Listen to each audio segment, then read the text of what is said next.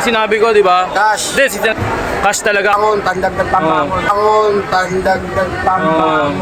Oh, di ba? Thank you, Idol, ah. Salamat sa'yo.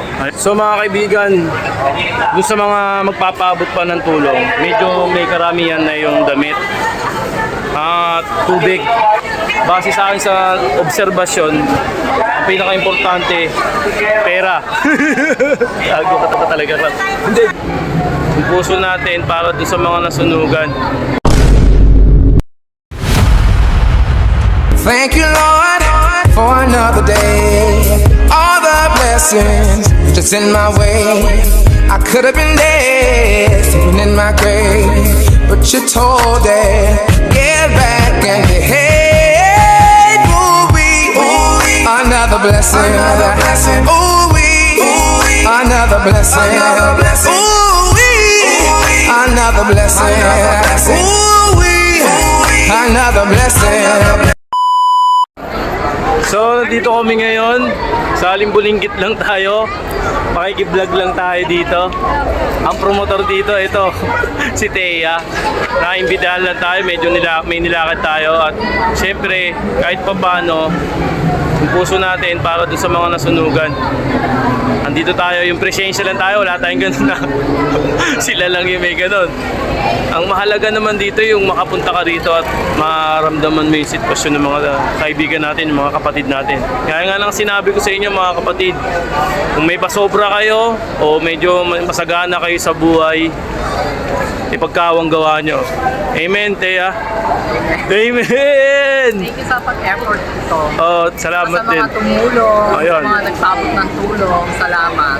Maraming tumulong kay Thea. Siyempre, famous si Thea, girlfriend ng anak ko. Yung anak ko, pagod ka ba, nak? Ha? Pagod ka? Hindi, ba't ako magpapagod? Ah, robot to. Strong siya. Sarap doon ang pansit niya, pinagmamalaki ni ate ano eh. Anyway, dun sa mga tumulong, once again sa mga tumulong kay Thea, dun sa mga nagpaabot, dun sa mga may malalaking puso, si Lord na yung bahala sa inyong magbigay ng ganti. Tama? Thea, si Lord na bahala sa inyong magbigay ng gantimpala at biyaya. Kaya dun sa mga may pasobrang nagbigay at magbibigay pa, saludo ako sa inyo mga kaibigan. Sobrang salamat. Kasi yung sitwasyon dito, sobrang hirap. Iba yung sitwasyon na talagang may bahay ka, may sarili kang bahay, may sarili kang dudumihan, may sarili kang tulugan, may sarili kang gagalawan. Iba kasi yung sitwasyon dito mga kaibigan. Sobrang solid talaga rito. Kumbaga, mararamdaman mo yung hirap. Nakita nyo naman, oh. So background natin yan, oh. Yun. Medyo nahirapan yung grupo. Ako hindi. Kasi kakarating ko lang dito. Pero andito ako para makibahagi ng pagdadalamhati at makibahagi ng pakikipagkapwa-tao. Lahat naman tayo dumadanas ng ng pagsubok, kaya lahat tayo kaya natin 'yan. Laban lang. Alright? Okay, alright. Okay. Hintayin natin ang mga kaganapan dito. Nangangalay na yung kamay ko, okay? Pamimigay na namin to, sama ako sa pamimigay. At maramdaman ko rin yung makikipagkapwa-tao sa mga tropang Harrison, salud. Ay, ano pala to? Harrison Concepcion, no? Ha? May tubig? O sa mga tropang may tubig dyan. Tama ba? May Concepcion. Ito naman. Mali tayo. Walang tulog eh. Walang tulog.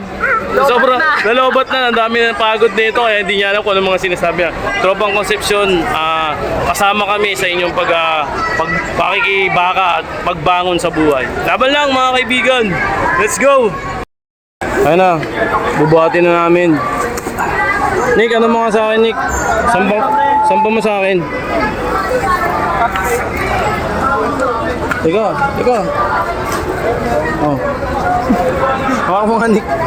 Hawakan mo na saglit, ha. Ayusin ko lang. Yan. Yan yung ano. Kunyari tumutulong. Dadali na. Kunyari nahirapan. Kunyari lang.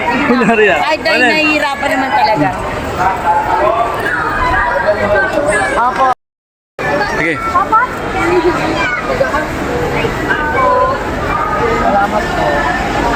Sige po, salamat. Ari, nasa? Guys, ito yung sitwasyon nila oh. Pero nakakailang mag-video kasi yung iba ayaw talagang matatapatan sila ng camera, kaya mas pinamabuti kung nasa gitna lang yung yung camera natin. Wala tayong tututukan. Sino man yung mga maiispatan ng camera, yun na lang. Pero yung tututukan natin sila, parang ang pangit naman yung kasi parang nakaka-disappoint tuloy, yun. Parang nawawalan ng respeto. Bigyan na lang natin sila privacy ba. Ito yung sitwasyon nila oh.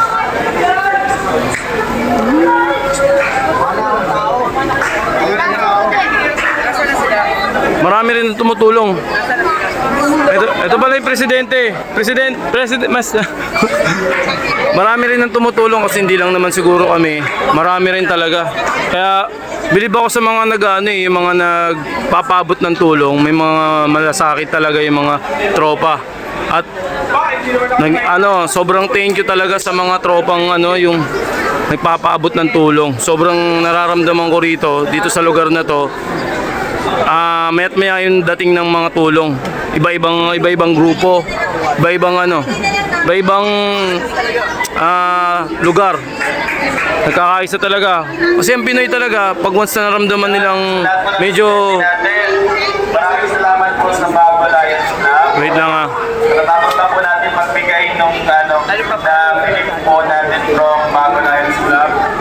So, sa lahat po ng ating head of the family, pupila na lang din po kayo ulit dito sa harap para po makuha naman po ni Kevin yung white card. Then, dito naman po yung... yun, maiba tayo, nawala ako eh. Pero yun na yun. Nakakatuwa lang pag sa oras ng kagipitan, ang Pinoy talaga, pag naramdaman nilang medyo mabigat at naramdaman nilang sincere yung nangyayari, yung medyo critical, nagtutulong-tulungan talaga. Iba talaga yung yung ugali ng Pinoy basta sa mga oras ng kagipitan. Walang oras ng siraan muna. Kapit bisig muna, wala mo nang chismisan, wala mo nang ganon, wala mo nang away-awayan, ganon, wala mo nang silip-silipan. Ang importante yung makatulong. Yun lang, yun nararamdaman ko dito. Ready? Let's go. Lord, I thank you for sunshine, thank you for rain, thank you for joy, thank you for pain. It's a beautiful day, it's a beautiful day, Hindi madali ang buhay sa mundo.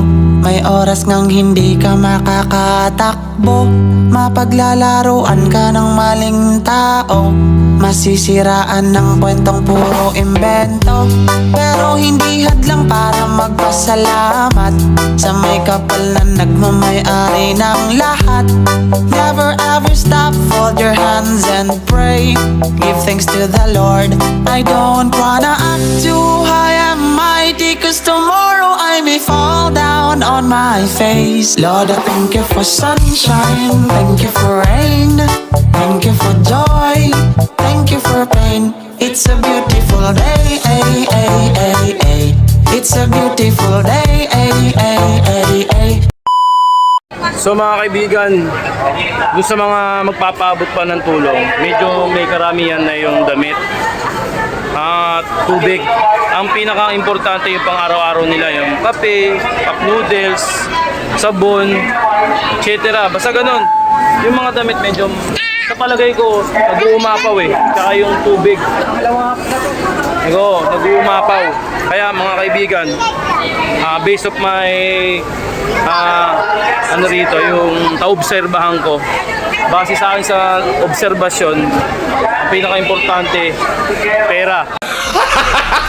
Gago! Gago ka talaga, Ram. Hindi, joke lang. Siyempre, number one, pera. Ang pinakang number one dito, yung pang-araw-araw. Colgate, sabon, bigas, pagkain. Kasi yung damit, medyo, sa palagay ko naman, medyo marami-rami na talaga. Ang dami. Pati yung tubig. Ayan kumuha na nga ako isa eh. Pati hanggang dun, may tubig. Kaya, sa mga magpapabot pa at pupunta pa rito sa mga nasunugan, yun na lang mga kaibigan.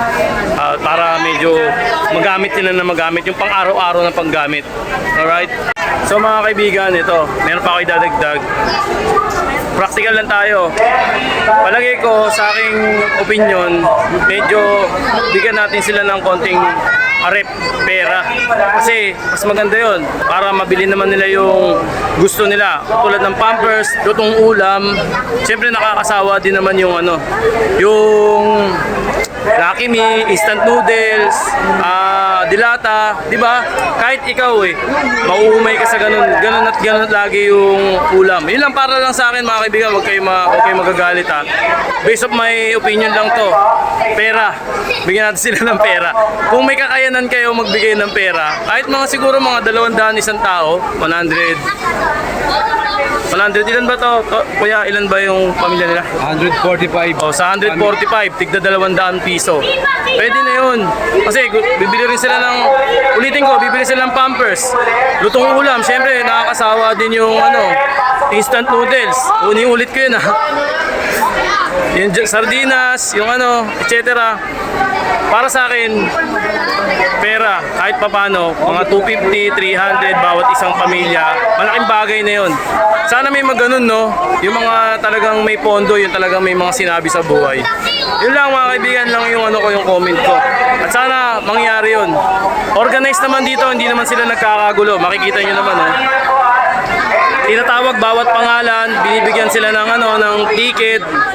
Feeling ko naman yung magiging resulta nun basta maayos lang at magiging organized naman ng mga may katungkulan dito.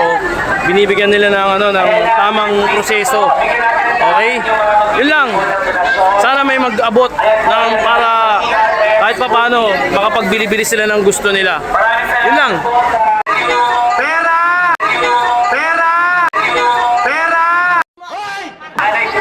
So uwi na kami. At yun nga. Yung mga naobserbahan ko dito mga kaibigan. Yun lang. Kailangan nila siguro konting pera. Sa mga big time dyan at sa mga may pasobra, mas mabuti na yung ganun. Practical lang. Kasi nagsusumabog na rito yung bigas, yung dilata, mas marami yung damit, mas marami rin yung tubig. Mas kailangan nila rito yung pang araw-araw, sabon, ganun. Cash, yan, di ba sabi? Ito yun, Cash, boss. Tama yung sinabi ko, di ba? Cash. Hindi, sinasabi ko naman talaga, Pwede. practical Sinabi ko yung kanina, isa sa mga nasunugan to, mga idol. Cash talaga kasi makakabili sila ng lutong ulam kasi nakakasawa nga naman yung dilata. Makabangon, pandagdag pambangon. Di ba? Thank you, idol Salamat sa'yo. Ayun, cash nga. Di ba sabi, siya na rin nagsabi nun. Kasi mas practical kasi pag may cash kayo. Makabibili nila yung konting gusto nila. Siyempre, yung mga yan hindi naman para laging araw-araw ganun. Araw-araw, dilata, araw-araw. Cup noodles, araw-araw, pancit canton. Mga gusto rin niyang gustong bilhin. Ba? Oy!